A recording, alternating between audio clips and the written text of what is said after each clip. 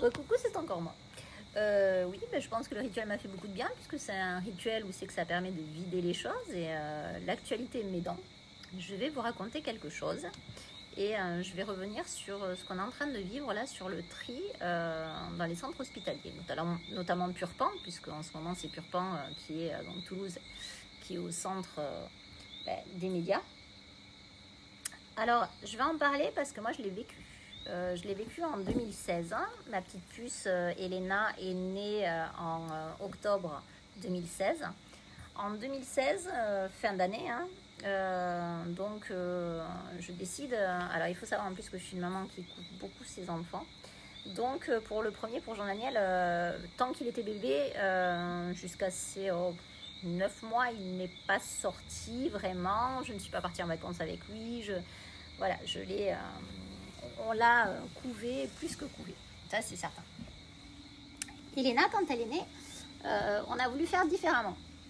C'est-à-dire que en fait, c'était les vacances d'hiver et donc j'ai dit je prends la voiture, je prends Elena et je vais à Perpignan voir mes parents.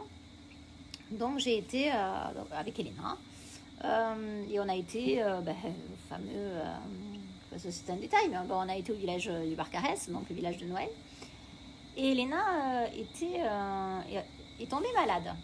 Donc elle a commencé à tousser beaucoup, elle a commencé à moins s'alimenter, à régurgiter, à être bouchée. Donc là j'ai dit ça suffit, il y a un souci, elle prend moins ses bibis, je pars à l'hôpital à Perpignan. Je vais à l'hôpital à Perpignan avec ma puce et au final, donc je leur dis ça va pas. Elle va vraiment pas bien. Je connais mon enfant, de toute façon, je l'ai toujours avec moi. Je sais ce que c'est. Je la connais par cœur. Donc je leur amène et je leur dis voilà, elle boit presque plus son midi. C'était une enfant qui ne voulait pas d'allaitement, donc voilà, donc il me restait que le bibi. J'ai réessayé de la remettre au sein, elle ne voulait pas. Donc là, on a un souci. Ils me reçoivent, ils me disent oui, mais bon, sa peau n'est pas marbrée, heureusement, sinon elle sera en souffrance respiratoire, donc ça craint. Elle était prise, et moi je voyais bien qu'il y avait quelque chose qui allait pas, et que c'était vraiment craignos, quoi. Oui, on peut pas vous garder, madame, repartez avec votre enfant. Je repars avec mon bébé. 2 mois, hein. Je rappelle bien 2 mois. Tout ça pourquoi? Parce qu'on est en période d'hiver et que des bronchiolites, il y en a partout. Et que donc, ils n'ont pas la place, ils n'ont pas les lits, ils n'ont pas l'effectif. Attention, je ne suis pas en train de cracher sur le personnel médical. Parce que malgré tout, ils ont des directives et ils ne peuvent pas faire autrement. Et c'est ça qui est grave. C'est qu'on leur met rien dans les mains. On ne les aide pas. Donc, ils se retrouvent comme ça, à nu. Et il faut qu'ils fassent avec ce qu'il y a. Je ne sais pas, mais on est en train de fracasser notre pays. Hein, ça fait un moment que ça dure. Et c'est triste, quoi, parce que c'est grave. Et vous allez voir que tout ce qui va se passer par la suite est grave. Donc, je retourne à la maison à Perpignan, pas bien. Et je reviens le soir parce que c'est de pire en pire, quoi. Donc, je reviens le soir, je demande à ce que ma fille soit vue de nouveau. Donc là, je vois que j'emmerde le monde parce que ça fait 2 fois qu'elle revient, machin, tout ça. Il la regarde. Ils me disent que non. Par contre, ils vont lui donner des séances de kiné parce que c'est vrai qu'elle est très prise. Donc, je reviens le lendemain.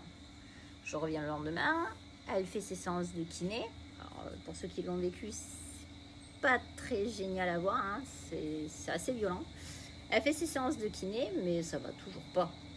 Ça va pas mieux. C'est pas ça qui fait que le virus s'en va. Elle est toute petite.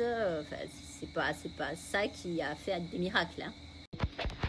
De là, le moment est venu de repartir à l'Isle-sur-Tarn. Donc, c'est là qu'on en vient à Toulouse. Hein. Donc, je repars à l'Isle-sur-Tarn avec ma petite pupuce de 2 mois qui va pas bien du tout. Là, la fièvre augmente. Elle est à 42 fièvre. Ça ne baisse pas. Là, je dis, on y repart, quoi. Et puis, on est avec ma mère. Hein. Ma mère était venue avec moi. Je dis, on y repart.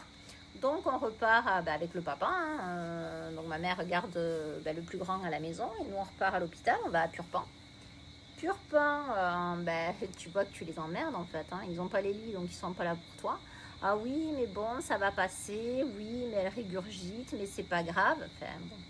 On y va le matin, on y retourne l'après-midi, ça va pas mieux. Que tout ce qu'elle essaye d'avaler en fait elle le régurgite, elle n'arrive pas à manger, elle ne veut plus manger.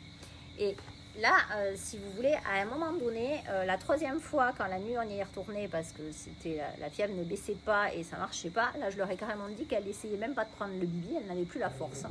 Parce que j'ai bien compris qu'en fait, dans leur truc, c'était ça qui allait peut-être faire un déclic. Puisque dans tout leur discours, c'était toujours les questions qu'ils posaient. Là, ils commencent à écouter enfin ce qu'on leur dit. Et ils se rendent compte qu'en fait, ils commencent à regarder la petite puce. Oui, en effet, elle a un gros souci. Elle a la peau marbrée. Elle a vraiment l'estomac qui se creuse. Elle n'arrive pas à respirer. C'est là hein, qu'ils l'ont regardé. Hein. C'est ça qui est grave. Hein. C'est ça qui est grave. Hein. Et là, on nous dit, bon, on va essayer de lui trouver une chambre. On n'a pas de chambre, on va essayer de lui trouver une chambre. Ben oui, parce que c'était là tout le problème aussi à Pierrepont. Il n'y avait pas de chambre. Et comme je dis, c'est pas de leur faute. Et c'est grave. Très grave.